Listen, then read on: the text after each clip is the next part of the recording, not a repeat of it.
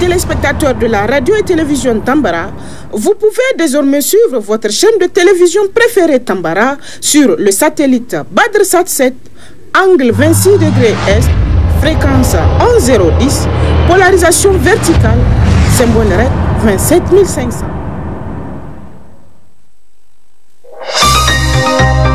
Suivez le journal avec STM Transport Voyageurs, une nouvelle façon de voyager.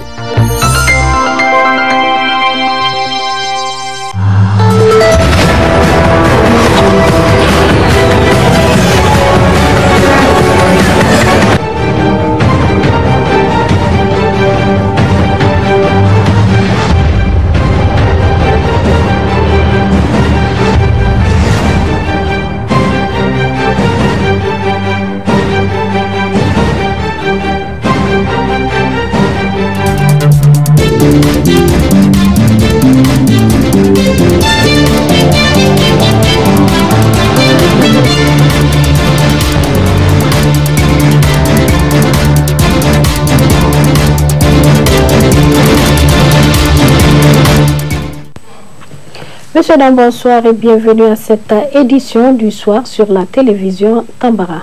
Baptême à ce jour 24 novembre 2022 du boulevard Mahamadou Buhari, président de la République fédérale du Nigeria, présidé par le président de la République du Niger, Bazoum Mohamed. Le compte rendu avec Zainab Gagara et Ibrahim Kantama. Cette cérémonie officielle marque le baptême du boulevard Mohamed Buhari, une rue environ 4 km de long. Ce geste extrêmement symbolique de la République du Niger va permettre de renforcer davantage l'amitié entre le Niger et le Nigeria. À cet événement, le président de la République du Niger, Mohamed Bazoum, avait à ses côtés plusieurs hautes autorités du pays, le corps diplomatique accrédité au Niger et ceux venus des différents pays africains pour le sommet extraordinaire de l'Union africaine pour l'industrialisation et la diversification économique en Afrique, et le président de la République fédérale du Nigeria, accompagné d'une forte délégation.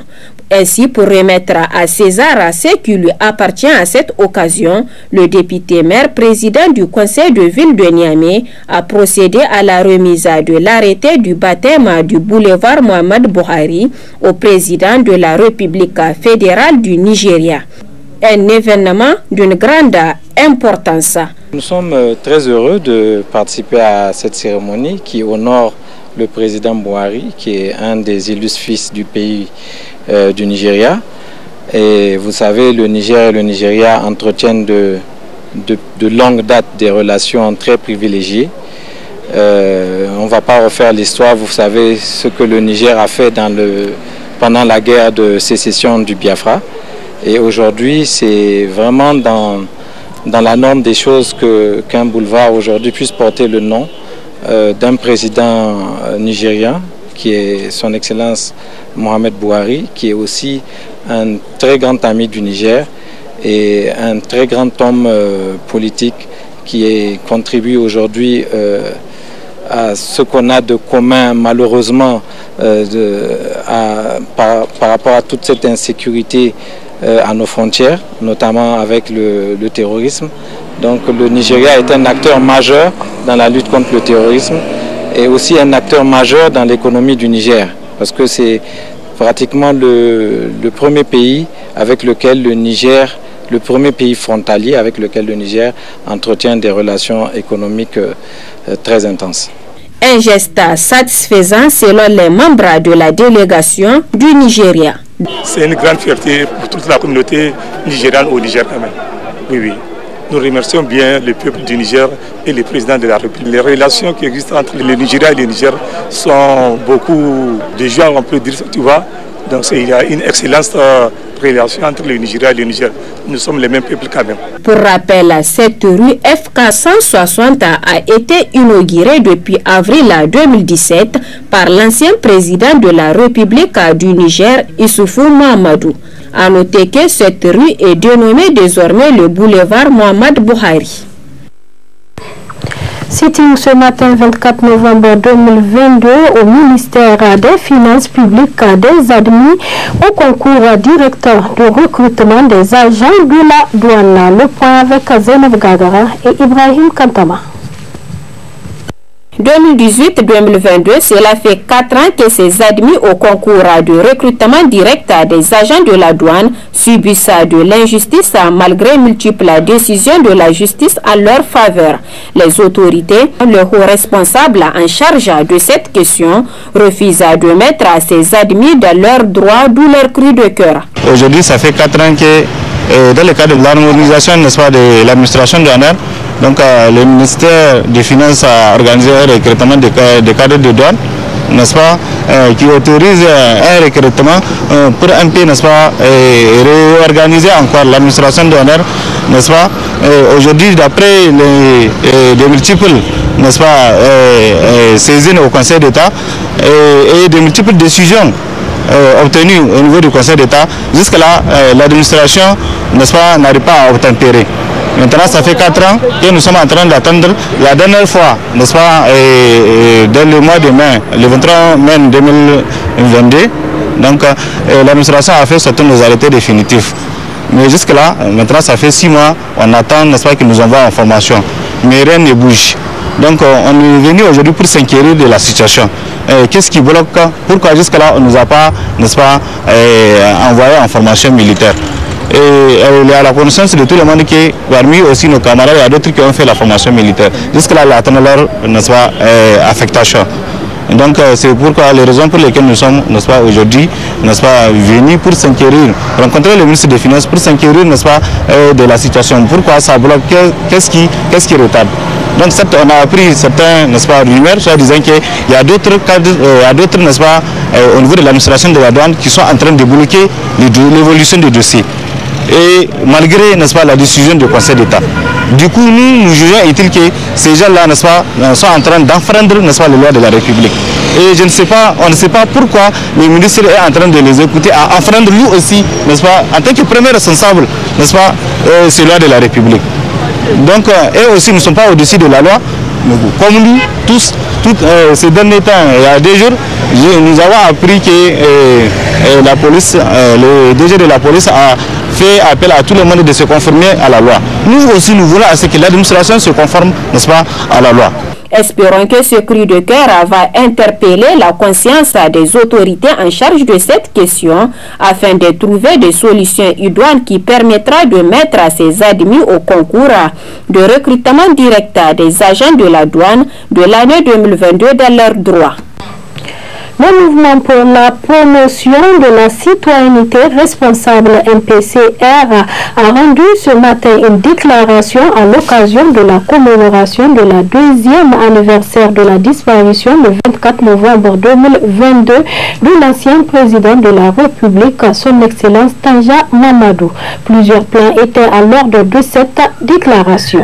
Suivez un extrait du président pour le MPCR, Nourou Mamadou Arzika. Les problèmes sont multiples et multiformes. Sur le plan de la gouvernance sécuritaire, le pays fait face encore à une guerre asymétrique contre les individus en bande organisée, sans foi ni loi, qui sèment la mort et la désolation dans plusieurs régions du pays, aux grandes dames de nos populations meurtries et éplorées par les massacres criminels récurrents.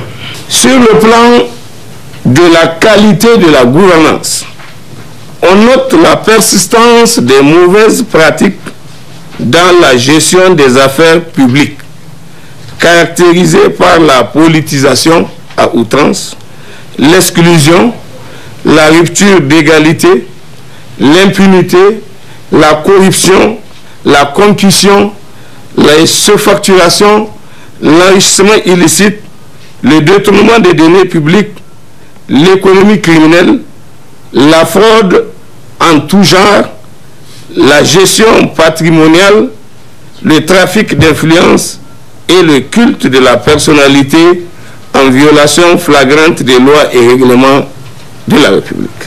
Sur le plan économique, on note l'aggravation de la cherté de la vie, la détérioration continue du pouvoir d'achat des ménages, la dégradation de la qualité de vie de la majorité écrasante des populations des villes et des campagnes, qui peinent à s'assurer le minimum vital, surtout en cette année marquée par une augmentation généralisée des prix des biens et services mis à la disposition des consommateurs. C'est pourquoi il y a lieu d'entrevoir des mesures urgentes et conséquentes afin d'y faire face.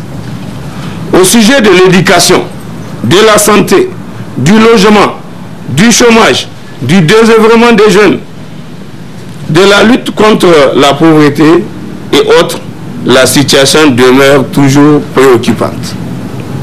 Telle est la situation actuelle de notre pays en ce jour du souvenir et d'hommage citoyen que nous rendons à son Excellence Tanja Mamadou, ancien président de la République du Niger, qui avait fait preuve d'un patriotisme soucieux en son temps dans la recherche des solutions aux multiples préoccupations des populations des villes et des campagnes à travers des initiatives d'action salvatrices et même révolutionnaires.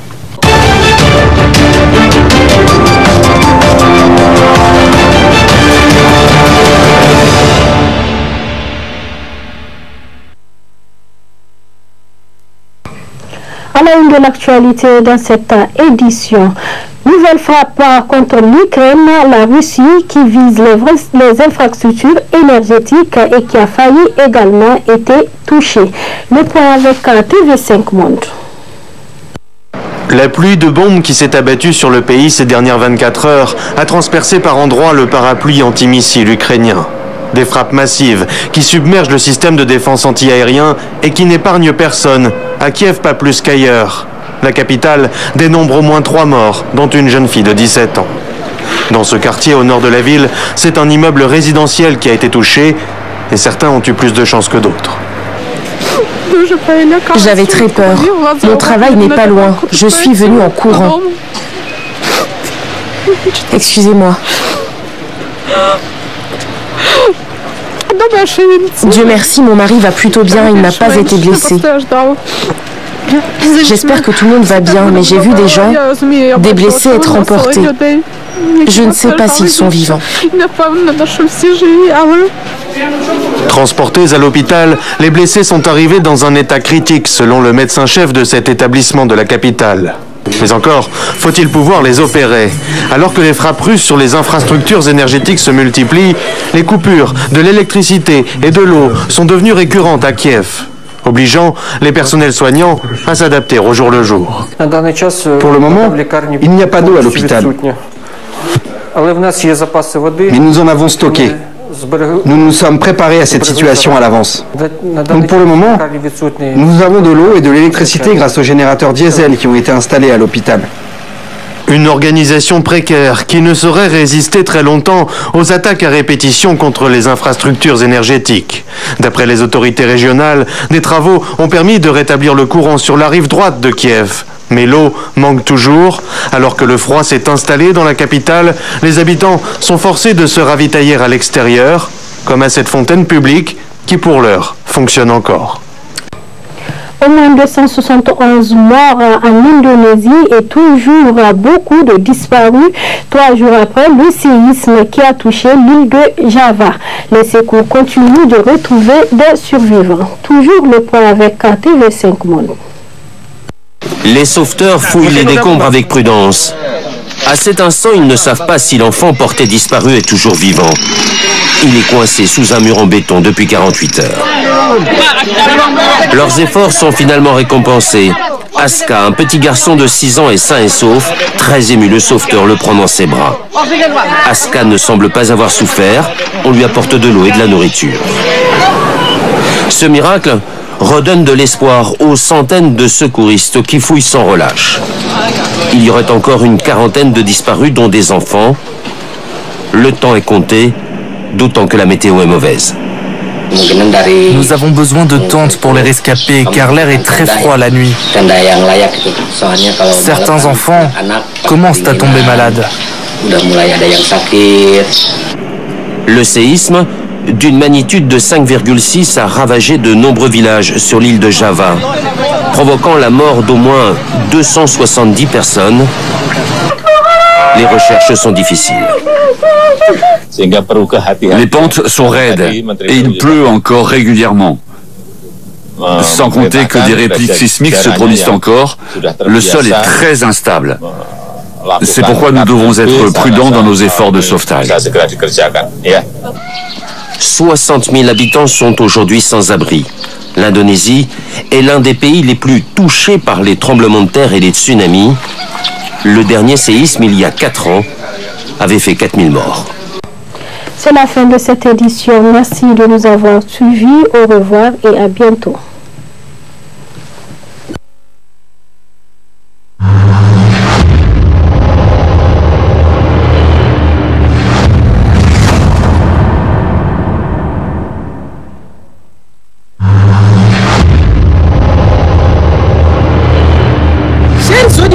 Téléspectateurs de la radio et télévision Tambara, vous pouvez désormais suivre votre chaîne de télévision préférée Tambara sur le satellite BadrSat 7, angle 26 degrés Est, fréquence 11010, polarisation verticale, symbole RED 27500.